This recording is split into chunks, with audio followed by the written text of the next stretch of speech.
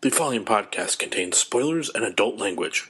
Listener discretion is advised. Hey, it's Drew Powell, Butch from TV's Gotham, and you are listening to the Showdown Podcast.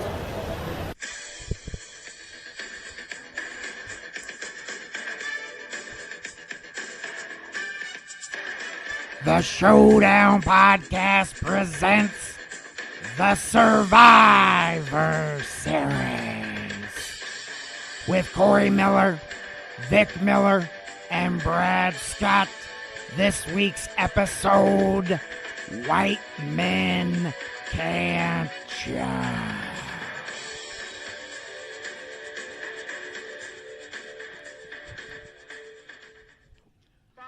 $500, baby, and you can pick my teammate. Give him the chump. You mean play basketball? Yeah, what up, Elo? What's up, baby? Just kicking this in 92 for the basketball. Check it out. Swing.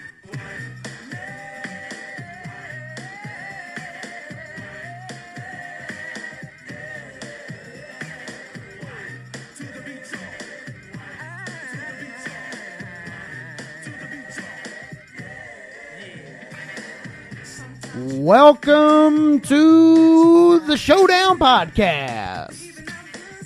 This is a three-time and only three-time award-winning podcast. I am joined live, as always, inside the Miller Zoo by Corey Miller. Yep. And we are joined via Skype over the phone by Vic Miller. What up? And I am Brad Scott. Welcome to the show. This is very, very special episode because I believe this is the first Survivor Series episode of a previous Showdown contender when we used to do battles, right? I don't think so. What was the other one then? I can't remember, but we said the exact same thing for that one. Did we? Yeah. Couple weeks ago. This is the second annual. Man, what movie was that? It was a Mortal Kombat. Yep. Was it Mortal It was Kombat? Mortal Kombat. But no, because we did Annihilation. We didn't do the original. Yeah, we didn't do the original. You would think we would remember this, but with Yeah. so many episodes, it's kind of hard to remember. Plus, the last time we recorded was like 2 months ago. Oh, Jesus Christ, Corey. Just let the cat out of the bag. Oh, I think they know by now. When there hasn't been an episode, we had to substitute another show in for it. I think they kind of got the idea. By the way, welcome back, Showdowners. If you're still mad at us for having to listen to My Way, we appreciate you coming back. We thought it was a good episode of My Way. Mm-hmm. That is Corey and I's new podcast. He is cheating on Vic, but actually they're cheating on the show. And Vic's cheating on us with another show. And Brad's cheating on us with Brent. And So I think it's a fair game. Cheaters. Yeah. Hell yeah. They're more like we're in an open podcast. I was about to say, this is an open podcasting relationship. That's all. So this is going to be a good episode, though, because this is a movie I was very excited to go back and rewatch. Trying to figure out if it holds up or not, if the humor stays around, because that's the thing is comedies we've figured out are very, very hard to age appropriately. Like the jokes usually can be topical or can be kind of for the time, so they don't 20 years, right? This was 92, 25. Yeah. 25 years later, a lot of times comedy doesn't hold up that long. So we'll see what we all think. But before we get into history and bankroll or bust and all that good stuff, welcome back, fellas. Yeah. I'm glad to finally do this one. I hope I can remember everything that happened since I watched this several weeks ago. So I think that's shots fired at Vic. Vic was the reason we weren't able to bring you this episode earlier. We're just going to blame everything on Vic every time because he's not in the state. Hold on. There were a number of weeks when this thing was supposed to be going when I was available. We just never got to it. So there was always something else. We're just going to blame you because you're not here anymore. So you don't scare us anymore, Vic. It's more fun to blame you anyway. You know what? I still have people there. Shit. Uh-oh. I can still reach you. Just understand that. I know where you work. They don't know. You don't know where I work. I know where Corey works. No, you don't. What? You work from from the freaking menagerie, dude. from the Miller Lynette- Zoo. Oh, from the Miller Zoo. Mm-hmm. Oh. Yeah, that's now by what? by the way, congratulations, our very own Corey Miller got a promotion. I wouldn't say it's a promotion, but yeah. Dude, anytime they tell you don't have to drive to work, that's a promotion. He gets to You work get from up and home. put That's your the slippers promotion. on. You don't even get dressed for work, do you? No, actually, today was the first day I've taken a shower in like 3 days. So, Oh my god! So you're welcome, Thank Brad. God. I was about to say, Brad, you're lucky. He could use another one. Just smells like racism and Old Spice. yeah, that was the thing I was always worried Which about. surprisingly, Old Spice just smells like racism. Like you doesn't even need a combo. At least it's not Dracar Noir. Bear Claw, Fiji, Charlottesville. Oh, Oh, uh-oh. Yeah, you forgot this was an edgy podcast, didn't you? So okay, so before we get into all that good the classics the classic bits our classic segments, this is interesting because it's weird. This may be the first movie we've done that I actually have a joke about. what do you mean by that? This movie was so important to me as a kid that I felt the need to include it in my stand-up act. And so for years, I've had this joke, and it's evolved over the years. I've changed it a little bit. But basically, here, I'll give you, if you guys aren't familiar, I am a comedian, stand-up comedian. It's my full-time job. It's how I make my living. And yeah, literally probably since the first years, I probably wrote it in the first year or two of doing stand-up, to be honest. And it's Is it one of your oldest jokes? by far, especially my act now. I mean, I wrote it before my daughter was ever born. If that Still tells in you. rotation? Yeah, because I've.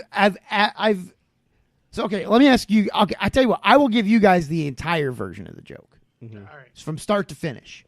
And it's a joke that part of me hates because it's very formulaic in a way, and you'll understand what I mean when I tell you the joke. Part of me hates it, but it absolutely kills every show.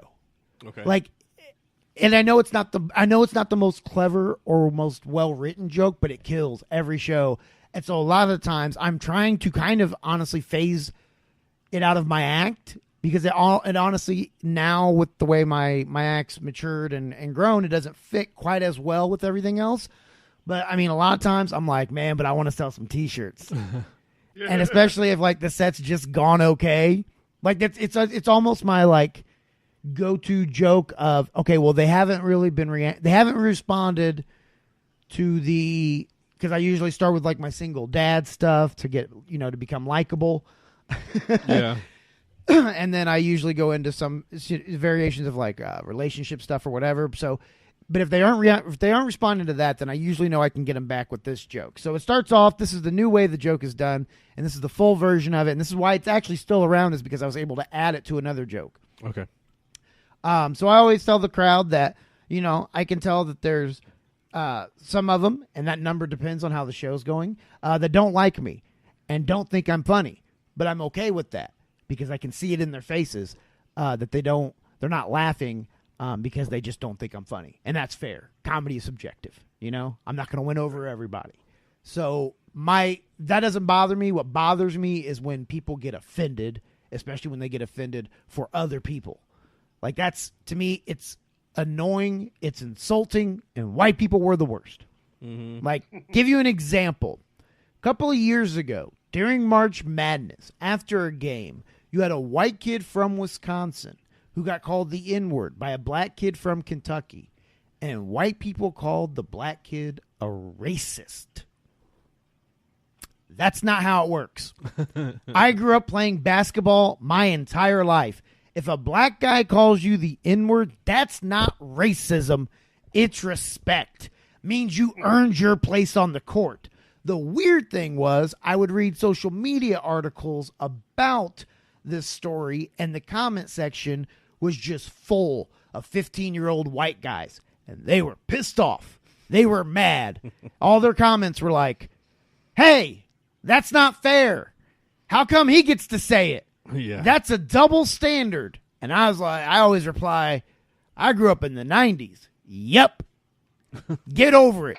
You can't use one word. Let that shit go. unless you're by yourself in the car listening to Jay-Z. That's the exception we all get.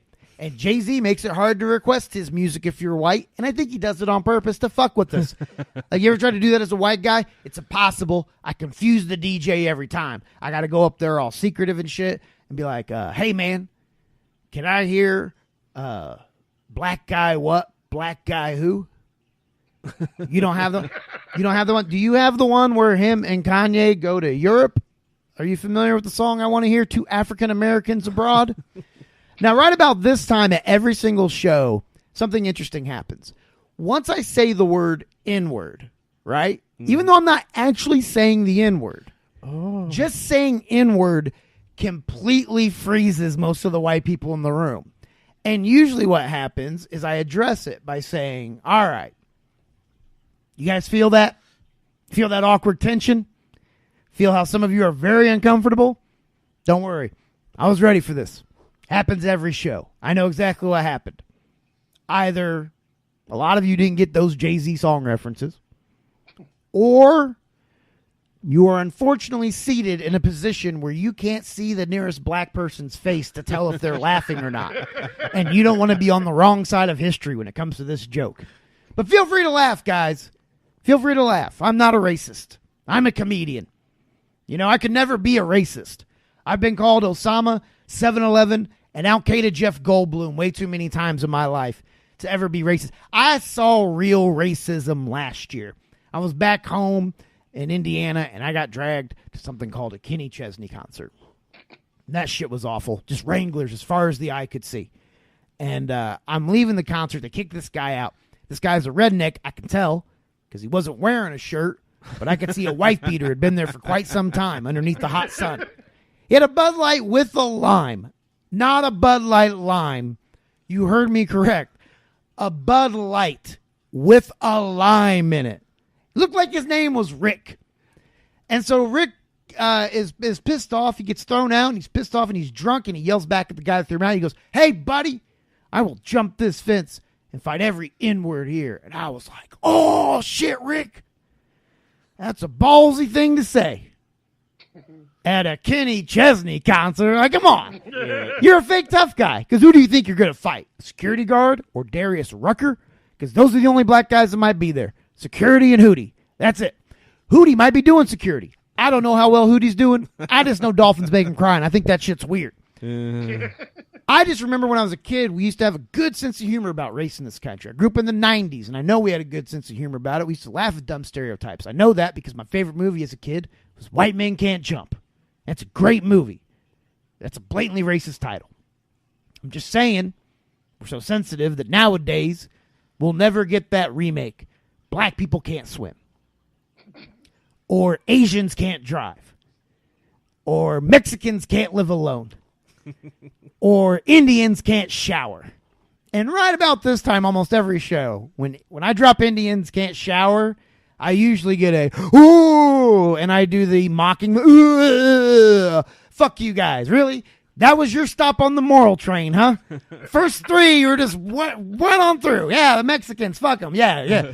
But that's bullshit, because everybody in here has gone into a Subway at least once and been like, woo, when did you put horseshit and curry on the menu, Ahmed? There's no way that's 7 grams of fat or less. I don't care what your pedophile spokesman tries to tell me. And yeah, I should be the new Subway spokesperson. They need someone, and I could use the work. This would be my entire ad campaign.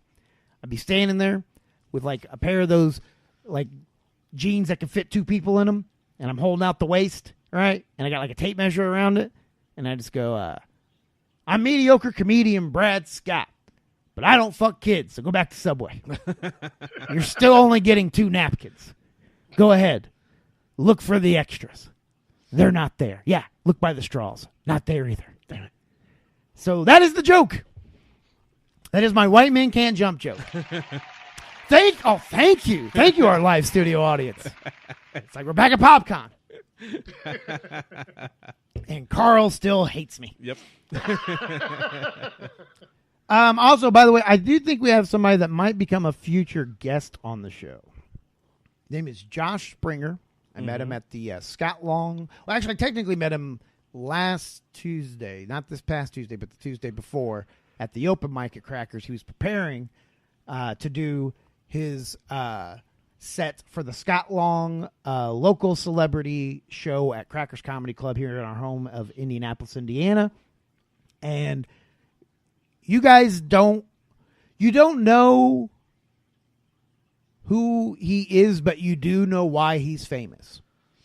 Okay. So, Vic, because Corey, I think, already knows who I'm talking about. Yeah. So, Vic, when you're at stadiums, like almost every stadium now has this. When you take the cup, when you get a beer and they take the cup and they put it on the thing and that fills up from the bottom and then the little top or the little bottom goes in like a magnet. Mm-hmm. It's called bottoms up, and this guy invented it. Really? Yeah. He is fucking rich. I was about to say, he doesn't know, then he's doing comedy is perfect for him because he doesn't need the money. No, exactly. And I told him that. I go, dude, if you want to, you'll go far in this business. I go, because you don't have all the pressure of like rent. Mm-hmm. And he's doing it to kind of help with public speaking and because he loves comedy and he got kind of the bug, the itch. Yeah. When he did the celebrity show. And I tell you this, man, he's taking it more serious than guys I know that are trying to make it their job. Like I told him I am his comedian on retainer. So I told him I would help him with material or any questions he had. And he hit me up all weekend and we were talking back and forth about comedy. And then he came out to the open mic this past Tuesday and he's coming out next Tuesday. And he's pretty much going to come every Tuesday that he's in town to work. But he has a fascinating story. He actually, before he invented the bottoms up, he was looking at possibly going to prison for about 5 years involving the sale of anabolical steroids. Wow. Well, Yeah, so that right. is somebody we definitely want to have on the show. And because that's just fascinating, right? No, I mean, he just- goes just- from looking at just- 5 years in prison to now a millionaire. It's the way you set that up. It's like he was about to go to jail for steroids, so that's somebody we want on the show. He is really, really nice. He is super nice. Like, I had no clue who he was at the open mic the past week. When I first met him. I had no idea. I just thought I was like, oh, this guy's got some potential. I was like, I could tell, very green, material's not the best. It's not written the best. I was like, but he's got, he has a likability about him, and he has a confidence on stage. And that's what I told him after the show. I was like, good set, man. And it was a rough crowd. It was an open mic crowd. It was a rough crowd. It wasn't the biggest open mic crowd we've had this summer. And so there was a little bit of a tough show, but he held in there. And I told him nice. And I think that kind of went a long way. Because when you're starting out, when somebody does tell you, like, good set, you're just, especially if you feel like you didn't have a good set, you're kind of like, oh, God, thank you. Yeah. Thank you, sir. So hopefully we'll get him on sometime in the near future because he's a very, very interesting person. And maybe we could do Beer Fest. Well, that'll work for me. As a movie or something. And now, the Showdown Podcast history. I'm going to go first so you assholes don't eat up all my time. I loved this movie as a kid, so much so that I actually wrote a joke about it that is in my act to this day. You guys want to hear the joke? No. So, I don't care if people don't laugh at me because they don't think I'm hard. No, I loved this movie when I was a kid. It's never been it's always been in like my top 5 to 10 movies of all time. So I'm kind of giving away my position, but I loved that movie when I was a kid. The first time I watched it, it was like a life-changing experience. It was one of my, one of the earlier adult movies that I had seen. Had to skip the music back there because I took up all the time. But yeah, I loved the movie. So This is about when he'd be yelling at us. Yeah, I know. yeah, the revenge, motherfuckers. Vic, go ahead. So this movie came out in '92, which is coincidentally when I graduated from high school. So I remember seeing the movie, I believe, in the Dollar Theater shortly after it came out because that's where we all hung out because I was poor. And I always enjoy anything with Wesley Snipes in it, so that drew me to it. I think the first time I saw it must have been probably the first time it showed up on HBO. Because at the time, in '92, I wasn't going to movies, so I know I didn't see it in the theaters. But, yeah, I liked it then, and I know that I rewound the part where Rosie Perez's boob kept popping out. I rewound that a few times, so And This paused. has been the Showdown Podcast history. Yeah, I think that section of the tape kind of got worn out a little bit. Oh my god. Those Oh, are some Rosie. brown ass nibbles. Yes, they were. It's just like, They were like Hershey Kisses. but they were like the big Hershey kisses that like you could only get around Valentine's Day. Oh yeah, we don't use the That's YouTube video. good for that. candy. All right. It's time for a little segment we like to call. Call bankroll. We gotta wait for the music, Vic. Oh, God damn it. Bankroll or bust. And in this episode of Bankroll and Bust, we have Corey trying to predict the budget of White Men Can't Jump. Corey, this movie came out March 27th of 1992. What was the box office take for this movie on a budget of $31 million? So you get a $3.1 million leeway. Up or down, Corey? Come on. 45. And Brad?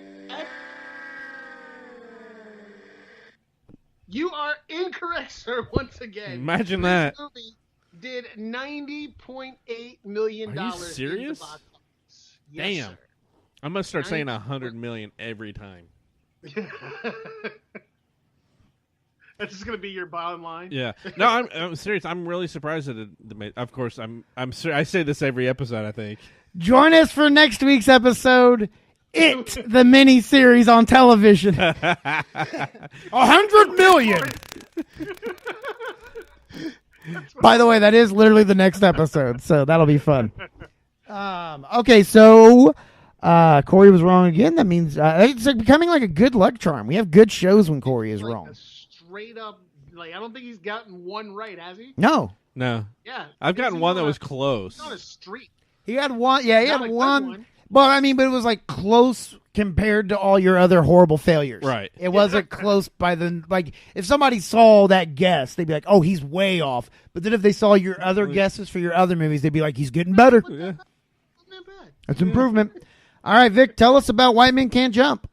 All right, so White Man Can't Jump is about I guess you would call him a fuck. What would you consider to be a hustler? X about me, nigga. X about me, nigga. X about me, nigga. X about me. I'm a hustler. I'm a hustler, homie. I'm a hustler. I'm a hustler, homie. I'd call him a hustler. Yeah, that sounds about right. And he goes around and plays street ball. And the trick to it is well, Billy is not your average everyday baller. You see guys out on the court after work, or just going at it with the fellas. And this guy is actually a skinny little white boy that nobody has any confidence can play basketball. But what they don't know is that he is actually a former Iowa Hawkeye and can ball his ass off. So he spends his time making his money by duping street ballers into thinking that he can't play and then running game on them. Fun fact: this movie was based off Larry Bird's career. I bet the first time Magic found out he was squaring off against Bird, like Michigan State Indians, you mean I got to play against this white boy? And he's smiling the whole time. I know I can beat him. Are you sure you can beat him, Magic? I'm HIV positive. I can beat him. Come on, man. So go ahead, Vic. He's a street hustler. He's a former college Division I basketball player who is now hustling the streets of Los Angeles. Right. So he's also come up across his, I guess what you would call his arch rival in the baller by the name of Sidney. Was it Sidney Dane? Portier. Some shit like that.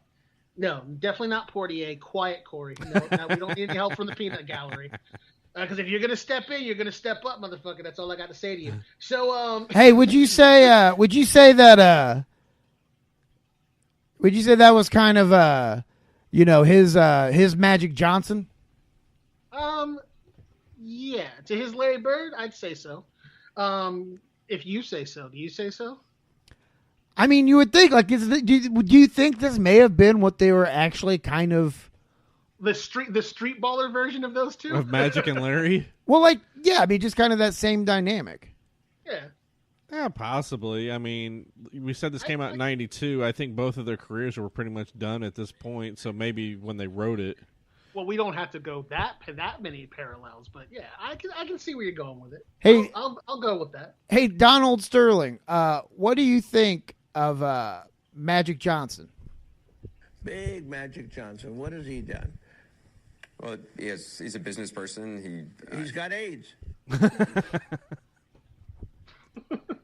That's an actual interview with Donald Sterling with what Anderson Cooper. After that whole thing came out, Big Magic Johnson. What's he done? He's got AIDS. Yeah. Forget anything he's done in his career. He's got AIDS. Okay, so that they meet, and we also meet one of my favorite characters from the movie, Kadeem Harrison. Vic?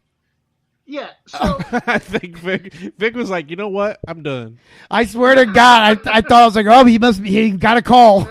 My eyes rolled back in my head as you were spouting off the sporting stuff, so I went back to my geekery. That wasn't sports stuff. That was Donald Sterling saying about Magic Johnson. He's got AIDS.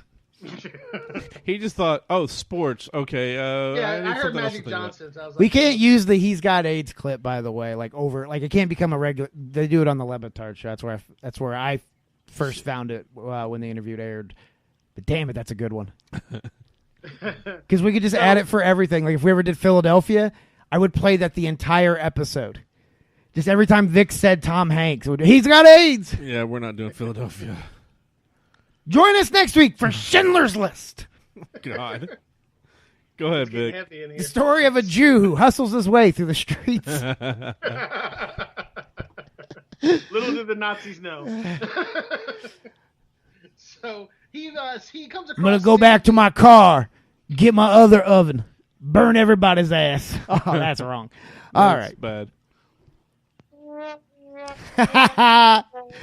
Very fair. Very fair. Go ahead, Vic. So Sidney is kind of his foil, played by the blackest man on earth, and I can say that because I'm pretty dark myself. Wesley Snipes, and he's got it out for him. He's beaten him twice, so he's fallen prey to Billy twice in a one-on-one competition, and again in another game where he got beat. Well, okay, yeah. The one-on-one was a shooting contest, though. It wasn't like they played one-on-one. Right. It was top of the key, best of 5. Right. So we going Sizzler.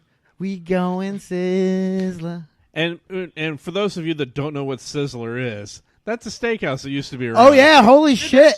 They still exist. Do they really? Yeah, but they're not exist up here, dude. They're all over the place in the Northeast. Wow. But they're not as mainstream. Like, no, it's not something you back then when that movie came out, everyone they were knew. Texas Roadhouse. They were Texas Roadhouse. But that doesn't have the same ring to it. We going Texas Roadhouse. I used to work at Sizzler, by the way. We going out back. Did not work. No. What did you do at Sizzler? I was a cook. You were a cook? Yeah, I cooked and it was in the Have you ever had a job where you have to actually interact with people? No. Well, technically, when I worked in grocery stores, yeah, I guess kind of, yeah. Well, he worked at Blockbuster. Yeah, and I worked at Blockbuster too, so there's that. Yeah, I and a feel movie like theater. You were a dick. I feel like you're the type of person that, like, when somebody brings a movie up, you judge them for it. Oh, yeah, I did that a lot. Oh, Nine at the Roxbury. Classic. If you saw some of the shit people would rent, yeah, you'd be doing the same thing. That's another one we need to do on the show. Night at the Roxbury? Night at the Roxbury. Man, the soundtrack, like, it's a good... It's very, very almost forgotten iconic. It was one of the funniest movies at the time. Okay, we're doing a production meeting right now. Yeah. All right, go ahead, Vic. So, sorry, we go in Sizzler. So he gets bested by Woody twice. Yeah. So he actually decides that, well, if this dude's going to keep causing me problems, I might as well play with him. So he devises a plan. They decide to go in together to play in a 2-on-2 match with his... No, not 2-on-2. What am I thinking? He goes in, they team up to play, and he ends up going against his buddies. And Sydney actually throws the game. Hold on, Vic. We're What I skipping. missed? One of my Oh, favorite we scenes. forgot. We missed. Oh, go ahead. I'm sorry. Yeah, one of my favorite scenes is when the first time they team up. Wesley, they're playing against Raymond, who is like this big bully. I'm pretty sure it's DeMarcus Cousins' dad. And he's just a big motherfucker, and Wesley wants to bet $700 or something like that, and he doesn't quite have it. So he goes. He says he's got to go to the cash machine or the bank, and he basically goes to his car, gets a ski mask and a gun, and then goes and tries to rob a convenience store. And I think this made me laugh. I've seen it 1,000 times. Still made me laugh out loud when I watched it last week. When he comes in, he goes, "Give me all your money." And the guy goes, I can't remember the guy's name right now. It's killing me. He's a famous comedian. Yeah. He goes, "Raymond, is that you?" No, this ain't Raymond. And then he ends up selling the gun to the guy working there with a hell of a sales pitch, by the way. You gonna need a good gun. There's a lot crazier motherfuckers around here. A lot crazier than me. And gives him the ski mask. And then proceeds to go back to the court with most of the money. And Wesley starts by telling him he can pick his partner. Now, this shows you kind of where white people stand in basketball. They were so confident that Billy Ho was going to look sloppy enough and look, bum enough that he just had to be the only white guy on the court. Mm-hmm. And they're automatically going to choose him to be his partner. Like, 'cause if you think about it, if you go back and look, remember the giant fat dude who wants to hold the money? Yeah. Or no, that was a later one. But still, someone like that, you would think you would automatically go with.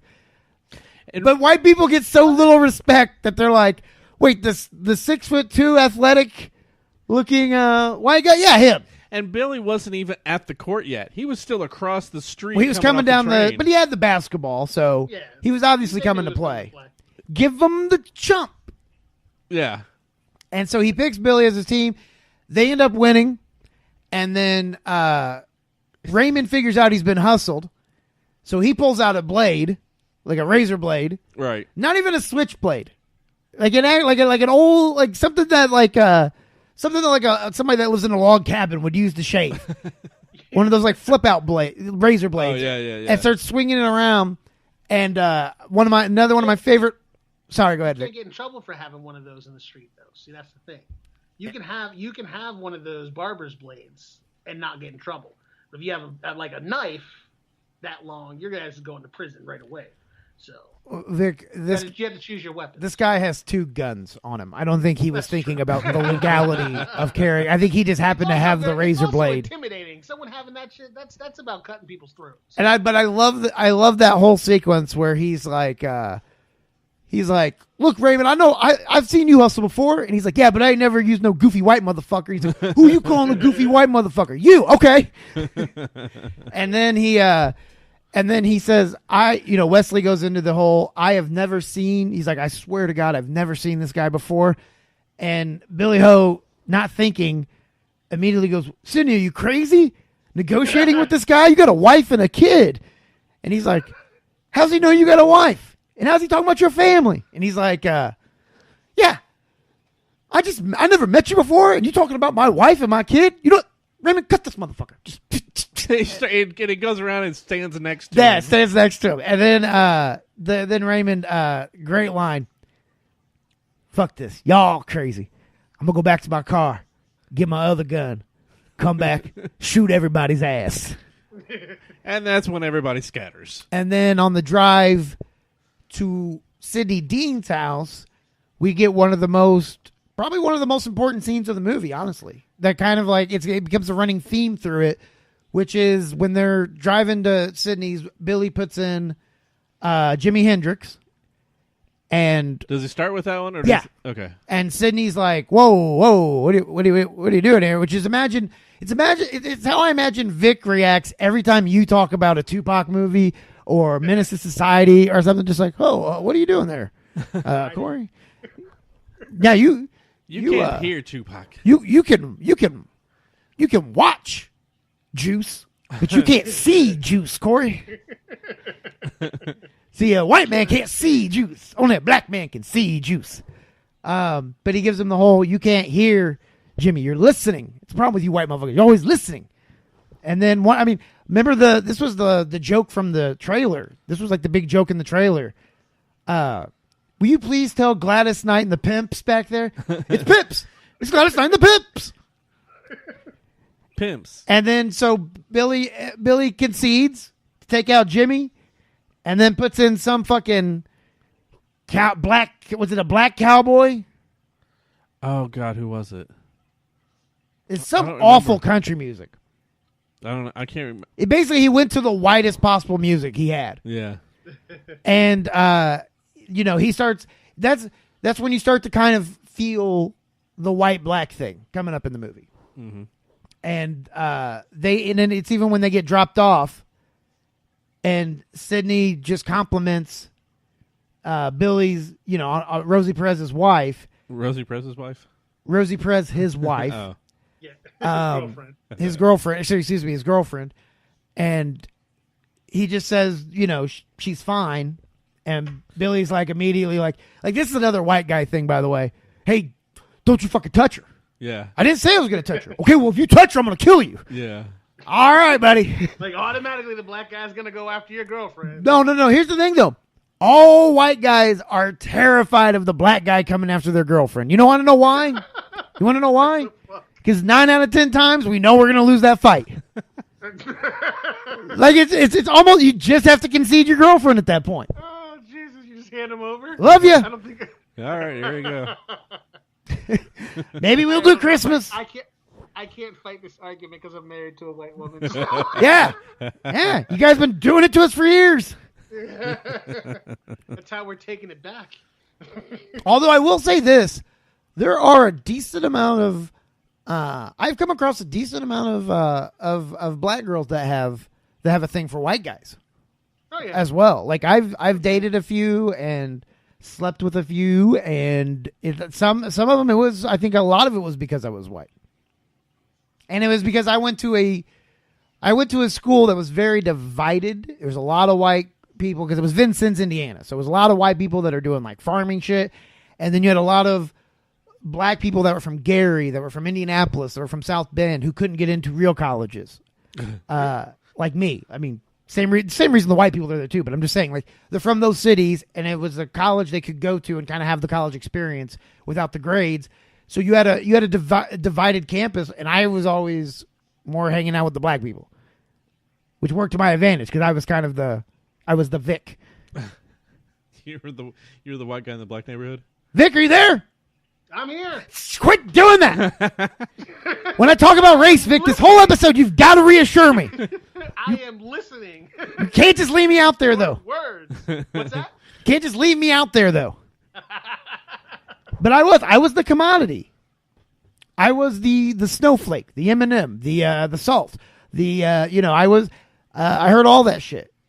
I think you were the white guy that was not as white as the other white guys. Exactly. Well, yeah, but also, I mean, this was 18, 19-year-old Brad who was super into thug culture. Bone yeah, Thugs that's and what I'm Harmony. saying. Baggy That's exactly jeans, what I'm yeah. saying. There's a guy named Rob Harris who used to be a great comedian. Doesn't do comedy anymore. He has a real job. He was a great comedian. He was one of the first guys that kind of mentored me when I got a big black guy. And when we used to do shows that he would introduce me, either in my intro or after I got off stage and he came back up on stage, he would always say the phrase, "That guy is blacker than me." And Jim Gaffigan, pretty famous comedian. I got to work. Jim Gaffigan's blacker than you? Yeah, very much blacker than I am. Says the N-word a lot. No, he does not, by the way. That was a joke. But when I worked with him early on in my career before he was like really famous, he just had a cult following at the time. Hot And Pockets. this is when I used to wear sweatsuits on stage. Like Sean John, Rockaware, like zip-up jacket or button-up jacket with the sweatpants type that matched. Yep. And I used to have big fake diamond earrings, and I had a chain that I would wear. And I was picking Jim Gaffigan up, all week and everything. And one night we were talking to the manager of the club, and he was like, when I saw Brad, like in the lobby the first night, I thought he was a drug dealer. He's like, and then I saw his car, which was a 95 Honda Civic. And he's like, I was like, man, if he's a drug dealer, he's the worst drug dealer. Okay, so back to the movie. All right, so then they get back home, and Billy gets back home. Now, Rosie's been studying up. That's pretty much how she spends her entire free time, is learning random facts. Why, Vic? Because she wants to be a contestant on Jeopardy. She wants to win Jeopardy so they can be rich. It kind of felt like the studio knew they had some sort of sponsorship or partnership with Jeopardy, and then they were just like, all right, well, we can use Jeopardy if we want, so let's try to figure out a way to put it in the script. Listen, I got a friend who works on Jeopardy. We can get that if we can work that into the script, that'll be great. Literally what I just said. I know, I was reenacting it. Oh, you just did the okay. Yeah. Hold on. I got a good reenactment for you. Ready? Oh, do you? What is that? Boom, boom, boom, boom, boom. You know what that's a reenactment of, Corey? You got both. I know. And don't give me shit about the sound of the mic, okay? I don't have a plug into my phone. So that it came from both of us. Yes. All right, so now we are at, they just dropped Sydney off at the Vista View, or the next morning, Sydney shows up at their place and says, "I got an idea to hustle some guys." That's where he ends up getting hustled. That's when. Well, Billy no. gets He hustled. doesn't show up at their place. He tells them before they leave, "Hey, we're going to Watts tomorrow. Big money, real players. Be ready." And then we cut right to, I believe, the Watts game. Oh, that's right. Yeah. And the Watts game features, I don't know his name, but he's in fucking everything. Dwayne Martin. No, he's in the tournament. Oh yeah. It's the guy that was also in another basketball movie, Slam Dunk Ernest. Sorry, I missed that. Yeah, one. he really was. You know who I'm talking about? It's the guy that works on the lot. Yeah. The security guy. Yeah, I just can't remember his name. You know who I'm talking about, Vic? I don't know who it is. I couldn't tell you his name. I'm no good with names for people. Yeah, okay, hang on. I'm going to pull it up right here. And I'm going to find something else that he was in. Do you Because remember what his name was in the movie? Robert. Silik Kozart. I wouldn't have guessed that in a million years. Neither would I. He's been in over 30 films and 20 television shows. Let's see here. He was opposite Bruce Willis in 16 Blocks. Steven Spielberg's Eagle Eye. Didn't see either one of those. Apparently, he wasn't as famous as we thought. No, he's got a pretty good resume of movies, but I mean, he's just been in a lot of stuff. Okay, he was on Sister Sister. No, that's not. He was on one episode. That's a terrible. He's a diagnosis murder. Come on. Slam Dunk Ernest. Is Slam Dunk Ernest the only other place I know that guy from? Yeah. Apparently so. He was in Blue Chips. Whoa, Yep. was he really? He was slick. He was slick in Blue Chips. He was in the Fresh Prince of Bel-Air. Oh yeah, he was the guy. He was the frat guy who drinks Will under the table and leaves him in the cemetery, and Will sees the ghosts of people that have died from drinking. I remember that episode, but I don't remember him in it. But Yeah, he was the frat guy. There's your lessons, kids. Don't drink when you're in college. Gotta have that moral background going on there. And yeah, he was just he was in Hot Shots. Yeah, he was in Saved by the Bell. In fact, And Hot Shots, he was a black guy. Whenever someone needed a token black guy, they would throw him in there. well, yeah, because he was kind of light skinned, so they were like, he's black, but he's easy on the white eyes. He's milk chocolate, not dark chocolate, so we can put him on the show. He's Caucasian friendly. Not a lot of white people will be afraid of him. But And not too many white guys will be afraid he's going to steal their girlfriends.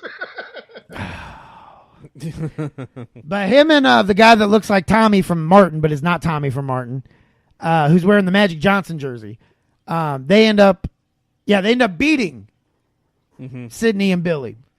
And when Billy goes back to, the hotel with Rosie, which, by the way, what is her name again? Gloria. Gloria. When he goes back to Gloria, and Gloria's kind of going through, what went wrong. Like, were these really good? And Billy's like, oh, I've beaten better. And where's your jumper not going? No, it's in my jumper. And he's like, Sydney's just, he's off. He's making blah, blah. And she kind of figures it out. Like, you got hustled. Like, You got hustled. Wow. I know. Did you just do that? Yeah, that wasn't Do good. it again. Nope. Do it again. Nope. You get it once and that's it. Do it again. Nope. Because I know what's coming. And we also missed the part. Did it anyway. We also missed the part with Corey's favorite nipples. Yeah. I thought we already covered that. Well, though. there was a part of that because we find out they're on the run from the Stoogie brothers, which are basically gambling mafia type guys. Yeah, they're bookmakers. Bookmakers who Billy had gotten.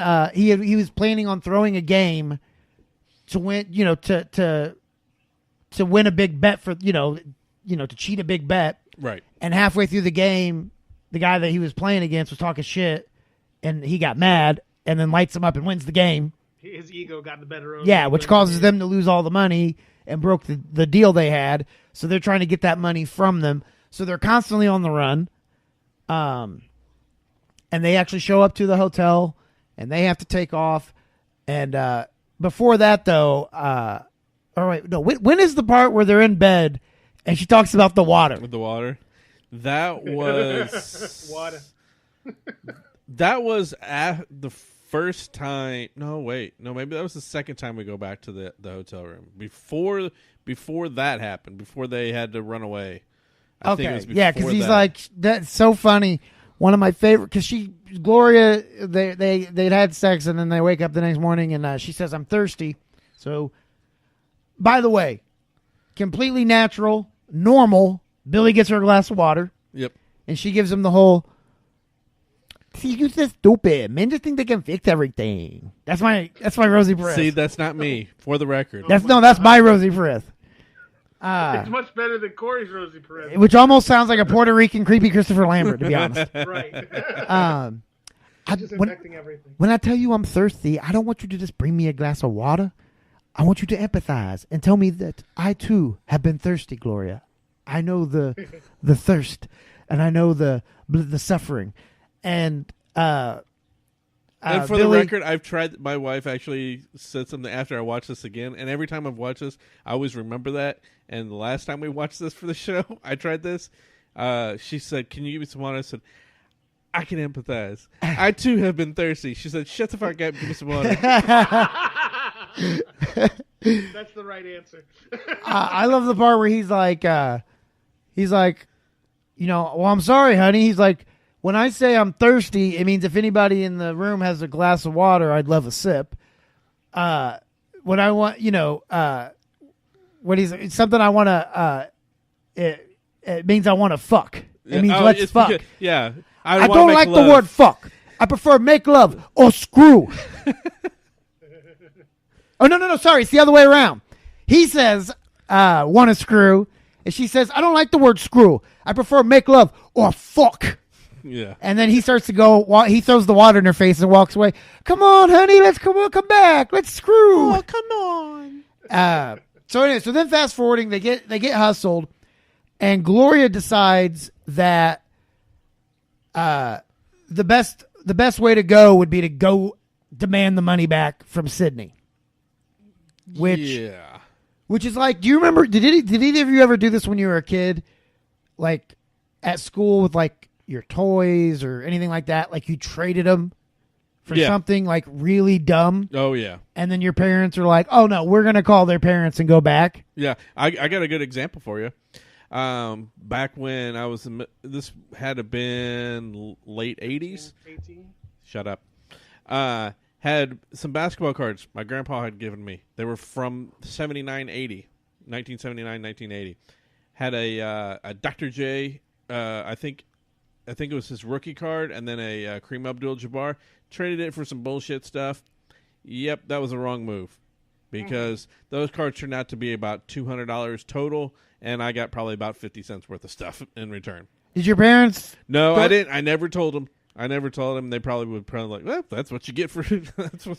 See, I never had the issue of. Let's correct Corey on this. The story was about when your parents found out and made you go back to get it. I know. With them. You know, Vic, I was actually going to let him slide on that. Thank you. I was just happy he was talking. But I actually never had to worry about, like, I never had the issue of my mom going back.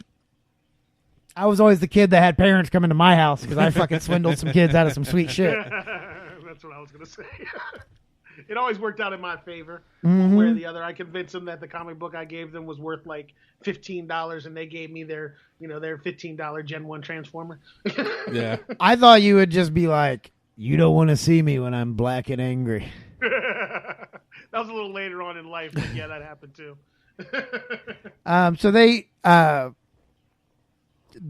she shows up at Sydney's house to get the money, and Sydney's wife takes her in the kitchen to talk to her about it, and Sydney is with Kadeem Harrison and the two guys that hustled him. And they're watching a Laker game, and they start kind of arguing, and then one of the funniest things ever is they all stop to watch the game, and you just hear, "Pop it, James!" And then he hits the shot, and you just hear him go, "Yeah, that's a black man. That's a black man right there." Okay. It's so funny to me. "Pop it, James!" Anyways, okay, wow. Both of you just fucking left me hanging there with nothing. Nothing. I want to see how many times you were going to say it. Vic, you've been warned about that. So they decide, they're not giving the money back because a damn sure ain't no view, and the damn sure ain't no vista, and the damn sure ain't no vista of no damn view. So they keep the money, but they decide that the two of them are going to team up again to enter in a big 2-on-2 contest with the top prize is $5,000. When you look back on this now, you're like, that's not a lot of money. It's a lot of money for me. $5,000? Some of the game. No, I'm talking about just in general. Like, I mean, $5,000. I'm saying in real life, it's a good amount of money. But for a movie, for the big money payoff, yeah. But you got to remember that they are $2,500 each. Literally, they're just barely over poverty level. The way they're living. So, well, and that's the thing. A lot of money for them. That's the thing. How is Sydney even affording Vista View? He's got several jobs apparently. Oh no, that's right. No, you're right.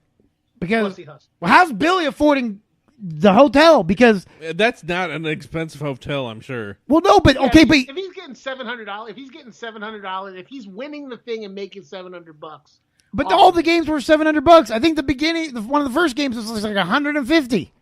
That covers a week. But there's more than one person on the team. It's like a band. A week at the shitty hotel. It's all good.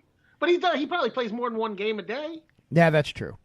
Plus he gets his hustle on. He's a hustler, so he probably does it multiple times baby. All over town. He just wants you to know. By the end of the day, he makes it. He gets it together. And so now we get to the 2-on-2 tournament. Yep. This might be the best part of the whole movie. Probably. The 2-on-2 tournament. One of the funny. You find out why Billy is actually a really good player. Yeah, and one of the funniest scenes is Billy just going crazy and talking shit to Dwayne Martin and his teammate, and this was one of the more dated jokes. Was the Aunt B and the bean pies? Yeah. Hilarious in '92. Yeah. really old now. Yeah. And when they start going back and forth, and he's like, I think because unlike those guys, I think you play better when you're mad. And he's like, Wesley's like, no. You're not gonna get in my head. You're not gonna do this. And then Billy's just trying to piss him off, and he's just like, fuck you. Yes! Fuck me! Fuck me! That is so funny. And then we get to the tournament, and it is... I think I've told this story on the show about when I was playing in a basketball tournament in Vincennes, and they jumped the guy on the court. Yep. This tournament's kind of the same way. And even at the end, I love when the sponsors are just like, let's get the hell out of here. Yeah. Because the game has gotten incredibly violent. And they're worried. And then the best part is... Too many black people, and they're starting to get mad. Did you guys catch this? This may be one of the most underrated parts of the entire movie, but it's one of the funniest parts. When they start fighting on the court, like when they actually kind of break out and they have to separate them, in the final match. Right. Raymond is sitting in the stands, and when they start getting into each other and pushing each other, he's just in the stands going, yeah, yeah, yeah. And it's so funny. It's so perfect. But they end up winning the tournament. They end up winning the $5,000. And on the way home, Billy's demons get the best of him. Yeah. Actually, is it Billy's demons or is it Sydney's assholery? No, it's Billy's demons. It's his ego. It's his ego again. No, I mean, that's kind of the running theme for the character. It's his ego because he says... That's how he ended up in debt. So, yeah, I got you. Because, I mean, honestly, Sydney didn't even... He kind of made the joke he couldn't dunk. Billy was kind of the one, he's like, I could dunk. And Sydney kind of tries to just end it by being like, I believe you. And Billy's, against insecurities and ego, is like, no, right. You don't believe me. I need to show you. Mm-hmm. Let's put all the money I just won on it. Right. And, Billy. However, Sydney's dickish nature was still like, yeah, I'll take your fucking money. Yeah. No, I'm sorry. You're a grown-ass man. We've known each other for a few weeks. We work together. I would have done the same thing. I probably would have too, actually. I'm sorry. I don't owe you. You were the one that wanted to bet. I tried to stop you. He tried to stop the bet. I would have stabbed both of you and walked off with my money. And your half. Do we have any clues on who stabbed these gentlemen? There's a bunch of pop boxes lying all around. Not like Funko Pop. Yeah, Vic no. collects them. Yeah, I know. The audience didn't know that, and they were probably like, "What the fuck? What a bunch of Coke boxes? Yeah, why is there? Vic does cocaine now? No, Pepsi. No, Funko." So got another good part when he goes to pump up his shoes. Oh yeah. What are you doing? No, I'm gonna pump you up, baby. And then the part where he goes and he puts his knee out. I'm gonna give you a boost. Yeah. And by the way, what the fuck kind of shirt was Billy wearing? What's he been wearing the entire movie? Well, he had the parental advisory shirt. Right. But this time, when he takes off his sweatshirt, he's wearing a shirt with just like 4 dolphins on it. Yeah. Which I get. It's because he's hustling and he wants to look as ridiculous. But that shirt's so fucking funny. That's a shirt they found in props and they were like, oh, we're going to use this. Yeah. No, that's a shirt someone walked by at the Goodwill. And they just bought it from him. Billy doesn't dunk it. Nope. He gives him 3 chances. He can't do it. And I love the part where he's like, is this shit regulation? And then Sydney goes up and just with ease jumps up and clearly dunks it. And he's just like, I thought it was a little bit high too at first. And Billy has to go home to... Well, he buys her dress. He buys a dress for Gloria. And some champagne. Yeah. Which I guess he didn't bet all the money that he got. No, he bet all the money he won, but I'm sure he had some money on him. I mean, I'm sure he had to eat at the tournament. He kept getting ripped off every time he did anything, so. But they did hustle out some games before they actually went to the tournament, so. Man, let me ask you guys this: has there been a more perfect song for a moment in a movie than they nailed with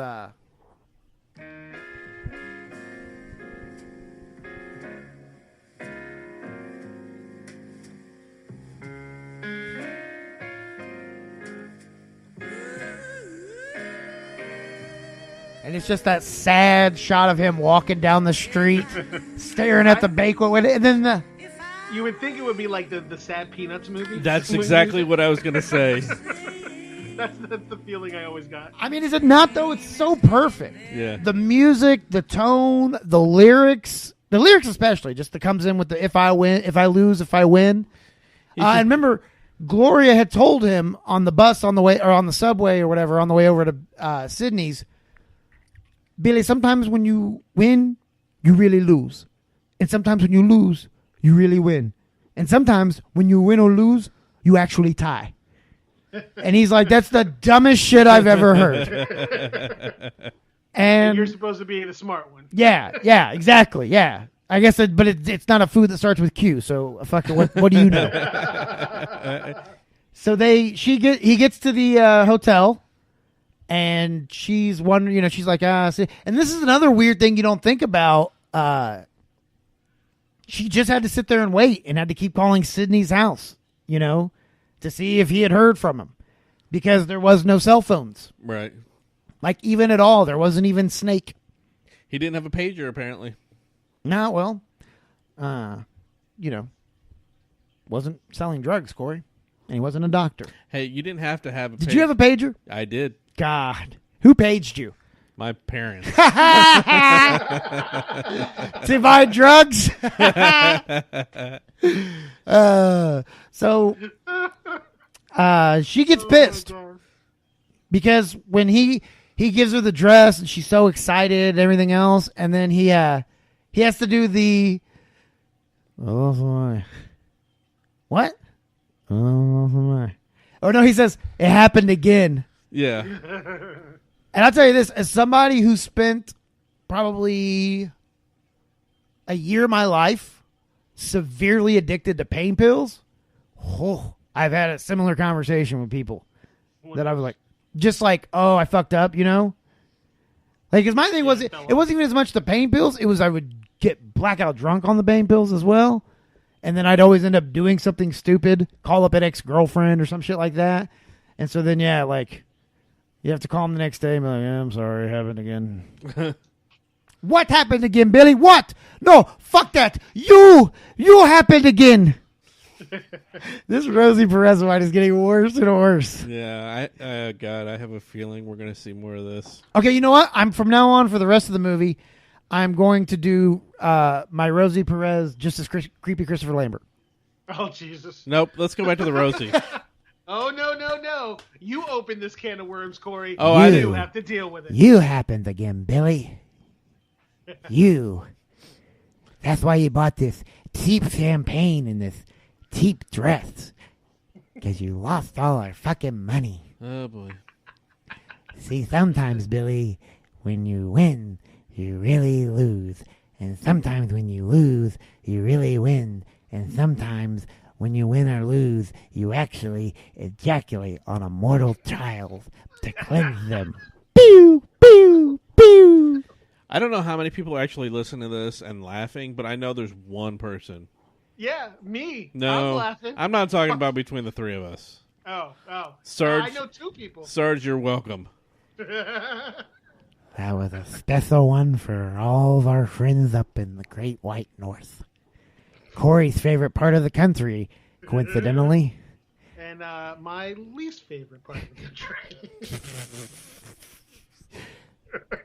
I would have thought Charlottesville would have been. No! Creepy Christopher Lambert, you're going too far! Sorry about that. Rein him back. Sorry about that. All right, so anyway. I don't like the word screw, Corey. I prefer make love or fuck. That's exactly what I'm saying right now. I prefer the words make love or pew, pew, pew. So anyway, she ends up getting mad and leaving. I'm out of here, Billy. I'm going to go ejaculate on this random trucker that picked me up. That's what she does. She gets in the truck with a random guy and takes off. Billy accidentally knocks over the candlelight dinner she had prepared, which causes a fire. And as he goes back in and the sprinklers go off, he goes back out because he sees Gloria get in the truck. He is punched by the Stoogie brothers. Yeah. And they end up basically giving him, they show him the Polaroids of all the other people that have wronged them, and their faces are all bloodied up and everything else, and they look dead. And so they tell him he has a week or whatever, to get the money together. In the meantime, he goes to Sydney for help to get Gloria back. Again. And Sydney is with a client for his other business, which is some sort of like tiling or... I don't even think it's a real business. He says it's for something. The guy gives him a check then, but my theory is that he's never going to... He just took the check. He's going to cash the check. So he has all these samples... Yeah. That he just carries around with him. Yeah, he's conning And he people. just learned a business, right? He learned a business to be able to talk about it competently with clients. Think about where just for the sole purpose of cheating them. Yeah, think about where he's having the meeting at. That wasn't an office. That was like at a like an outside kind of cafe restaurant thing. That wasn't a Yeah, but he's an independent contractor. People meet their contractor all types of places. In New York City, that's how the shit works. But I do have a feeling if anything, he's one of those guys who are going to be like, oh, whatever. He's going to be like, okay, yeah, you're going to buy this, and then he's going to give him the substandard version of it. So he's having him pay full price for the half price. You guys are racist. You think because he's black, he's going to give him a bootleg house? No, because he's a hustler. He's a con going man. to do it the best way he can, and that's by making as much Oh, money. Vic, I expected this out of Corey, but you're self-hating. Dude, I know how it works in the world. Shit, it ain't self-hating. It's reality. You know what that reminds me of? Vic, have you heard the new Lupe Fiasco album? No, I have not. Okay, there's done that kind of wrote him off. There's a song called NGL, and it stands for blank gonna lose. That doesn't start with an N. Yeah, and the whole song is just about like one of the parts of a verse is about you got her knocked up, you treated her like shit, and then you got her knocked up, had a kid, now she doesn't let you see the kid, she wants child support, that little gonna lose. And then another part is they look at what happened to the black guy in Scarface, but y'all still want to be like that. Great album, by the way. Drogas. So good. Lupe Fiasco, I'm saying it now, by the way, and I put some thought into this. This is not out of haste, because I've always liked Lupe Fiasco, but I didn't really get into his full library until recently, where I've gone back and listened to every song on every album. Right. I think he's the greatest of all time. I would... Wow. I could say that. I have arguments. Say that because he had some really good music. Like when he did Kick Push, that's when I feel like he was one of the better artists out. I really liked most of the music he did on that album. But then he just fell off for a while and nothing really resonated again. But I haven't heard any of the new stuff. He's put out 7 albums. Since 2008, I think. I'm just saying, as far as my radar goes, I haven't heard anything from him that resonated. Do you have Spotify or Apple Music? Yeah. Okay, go listen. Just go to the where you can go to the artist and just hit shuffle all or whatever, so you can listen to any song or whatever. You won't change it. That you'll change to there's for one of the albums, Tetsuo or whatever in Youth. There's summer, fall, winter, where it's not a song; it's just a little interlude. Yeah. Those are the only songs you'll change. Every other song you will end up just listening to. Because what I love about Lupe Fiasco is the biggest complaint you hear from most people about rap music, and a lot of times it's a stereotype, and it's not even they're just kind of speaking in stereotypes and cliches, but it's that rap songs don't make any sense. It's just some dumb hook put together. Every single Lupe Fiasco song tells a story. Every single one of them, every verse, every word he uses has a purpose. It's never just he's using this word to rhyme. Every word serves a purpose. Travis McCoy's music, so I get it. I understand it. I'm just saying, I haven't really followed since then. I haven't followed much of what he's done, so I don't have anything against him. But I'm telling you, go listen to that whole library. It's amazing. But we got to move on. We got to wrap up Webby Can't Jump. This has been my fault. I have been dragging this out. So I will. He's had so much to say because we haven't recorded in a while. I know, right? It's just getting. I'm back in the saddle. And, obviously, we know how he feels about this movie. Yeah. So I'm gonna. I'll let me run through it, Vic. Is that okay? Yeah, let him finish. Okay, so hit that button. he decides to. Hit that button. Okay. Uh-oh. Vic's revenge. There it is. All right, now Vic, let me show you how the master does it. All right, so after he gets beaten up by the Stoogies and told he has a certain amount of time left, he goes to Sydney for help, and while Sydney's in a meeting, and then Sydney tells him he may have a way he can help him. It's going to be to go back to Slam Dunk Ernest guy who happens to work he works security on the lot where they film almost every big game show. And if he tells Billy if he can hit a hook shot from half court, he will get his girlfriend Gloria on Jeopardy. Billy hits it as Queen Latifah's the hook plays, and Gloria goes on Jeopardy. She answers a question about who is the all-time leading rebounder in the NBA. It's Babe Ruth. Shows she doesn't know shit about sports. And she ends up, though, knowing everything else, including one of the categories, foods that start with the letter Q. And she's got 4 more. No, she's got 4 more. So she wins. Billy shows up afterwards. They make up, probably because she did have kind of an idea that he was the one that got her on the show. They make up, wake up in this penthouse. She's already got all these winnings. She's still going to be on the show. It's like a new life for him. She tells him that she's going to trust him. He says he's done with gambling. He's officially past his addiction. He's through with it. He just wants a life with her. And then Sydney shows up. He gets robbed. Somebody steals a baby's crib. I mean, really, who steals a baby's crib? And he says they need money. The King and the Duck, the legendary King and Duck Johnson, are back at the courts playing for big, big money. And it's $5,000 to play. Billy says, I just got $5,000 from Gloria, but oh, fuck, she told me I couldn't spend the money on gambling. He does it anyways. They beat the King and the Duck, but when he comes back, Gloria is gone. And the Stoogie brothers are there. They end up getting the money, and then they fake the photo, so you realize they weren't even badasses the entire time. They were hustling Billy. What? So then they head over to a park, and that's the end of the movie. All right. I feel like you ran out of time. I was maybe a second and a half over. I feel like you ran out of time, and you gave me shit all the time about running out of time. I was a second and a half lucky over. I could not exactly hear that, because I would have been giving you shit about it. No. Corey, was it literally not just as I was going into... I had just said they beat King and Duck Johnson, and then the music stopped. And then I said that's the end of the movie. Yeah. He's all right. So, with that, we're going to go to commercials, and then we'll be right back. After these messages, we'll be right back.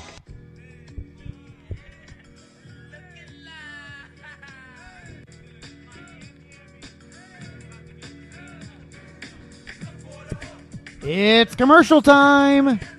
You know what, Corey? What? If you can hit this shot from here, you can go first. Okay. That's the Volvo. You, my friend, are shooting for the sedan. And a hook. And a hook. Go ahead. All right, here we go. I bricked it. Vic, go ahead. How do we know that was going to happen?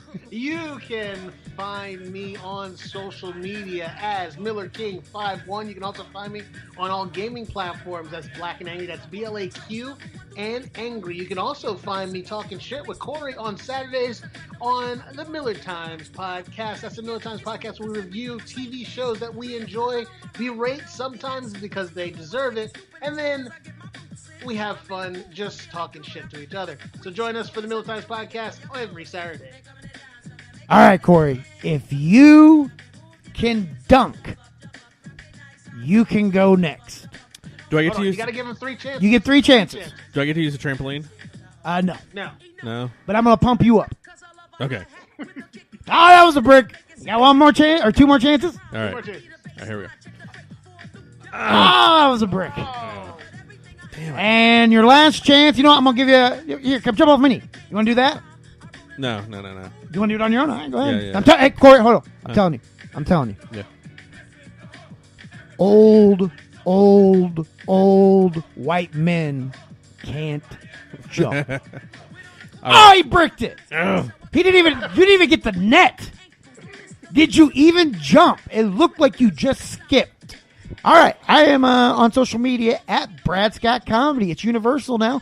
No changing it up for Facebook. You just search Brad Scott Comedy across all social media platforms, and you'll find me. Check out my new YouTube channel coming out later next year, and check out the Instagram page for Ginger Jesus 2K. You like basketball? You like NBA 2K? You like Jesus? You like him better if he was a ginger? I got it all for you. Or if he played basketball. Go check out Ginger Jesus 2K on social media and watch for the YouTube channel that's coming out next year. Also, check out my other podcast, WrestleMania. If you're a professional wrestling fan, this is the podcast for you, the WrestleMania Pod, featuring myself and Brent Terhune, a writer for the Bob and Tom Show, ironically enough. And so we go where no man has gone before, and we burn every bridge on our way out. All right, Corey, go ahead. Okay, you can find me on Twitter and Letterboxd at MKOGonzo. You can also check out Brad and I's other show, the My Way podcast. That's where we're just we're talking about basically anything but politics, and I think religion too. So check that out. It's on iTunes as well, and you can find us on Twitter at My Way Pod and on Facebook at My Way with Brad and Corey. Or if you want to submit a story or a topic, email us at mywaywithbradscott@gmail.com. All right, back to the show.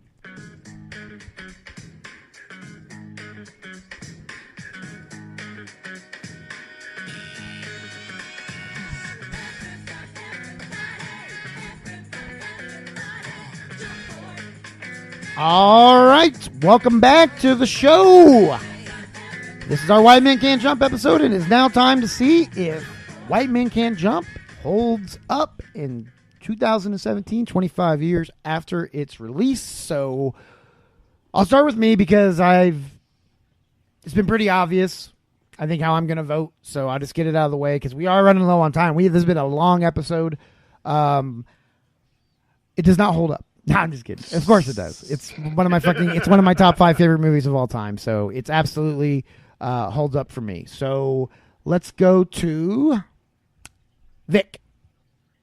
So I am not a big sports movie fan. When I had to watch this movie the first time, I kind of didn't feel like doing it, even though I needed to. But after watching it, I greatly enjoyed it and thought it was a lot of fun. So it passes for me. All right, and it's pointless, but Corey? Well, let's just make it unanimous. Oh, look at that! Yep. It actually, like we mentioned before, that we had already done this. We had done this on the show before. When I rewatched it, I actually raised my my rating on it. I think I initially had it at like 2.5 stars. I raised it up to 3 or 3.5. So, so it actually improved for you. Yeah, it did.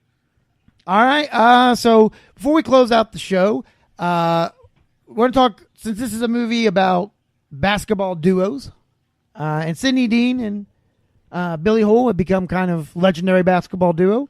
I think it's time we talk about we give our top 3 basketball duos of all time. I will go first. Peyton and Kemp.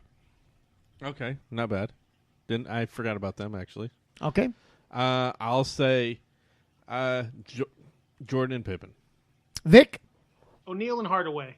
Shaq and Penny Hardaway, Orlando Magic. Sure.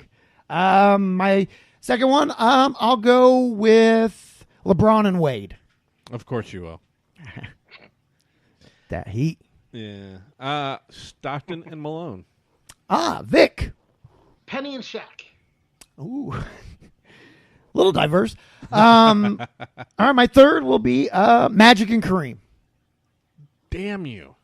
I was totally going to say that one.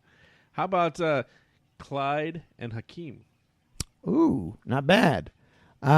Vic, your last one? My last one, Penny Hardaway and Shaquille O'Neal. Oh, I thought he was going to go Horace Grant that time. Oh, he could have. He did not go Ho Grant. Yeah, sure didn't. All right, so I think that about wraps it up for this week, wouldn't you say? I think it does. And I think if there's ever a song that fits our show and a good way to go home this week, it is not, God damn it, that one. Just leave this in because it fits even better now. This is how I feel right now after just blowing that segment. Just me walking past a department store and looking in and seeing a clean ending of a show and going, I wish I could do that. With your head down, kicking rocks. I will say this. I actually had the album, the White Man Can't Jump album, and then I rebought it a couple of years ago. And whenever me and my girlfriend would fight, I would listen to this song. And I'd be like, okay, just remember. Is it because it's the only sad song you know? One of them. Yeah. And I just remember thinking like, okay, she's mad at you because you smoked some cigarettes. Just don't go win a 2-on-2 basketball tournament and then lose your half of the money on a ridiculous bet, and you'll be fine. So for Corey Miller. Yep. For Mr. Shaq and Penny himself, Vic Miller. Oh, yes. I am Brad Scott saying, let's go Heat. To Hassan be the glory.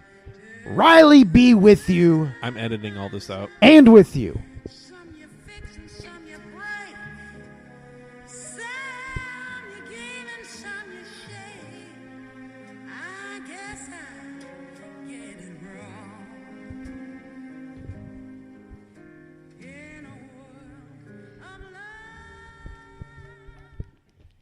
See, Sydney, I know all about you.